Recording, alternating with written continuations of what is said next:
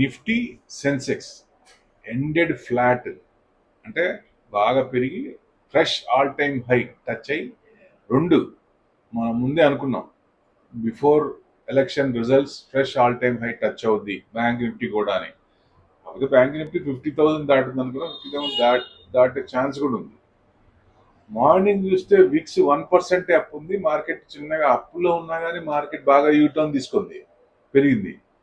So మధ్యాహ్నానికి మరి ఏమైందో ఏమో, మరి ఎలక్షన్ ఫేస్ జరుగుతూ ఉన్నాయి కదా, ఏం న్యూస్ ఎక్కడ వచ్చిందో 7% విక్స్ పెరిగింది.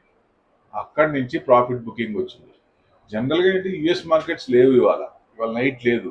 సో ఇవాళ రేపు ఇట్లానే ఉండొచ్చు, మామూలుగా ఉండొచ్చు. ఎందుకంటే పెరిగినప్పుడు ఎఫ్ఐస్ అమ్ముతారు, తగ్గినప్పుడు రిటైల్స్ కొంటారు, డిఐస్ కొంటారు. ఇదే నడుస్తుంది కదా.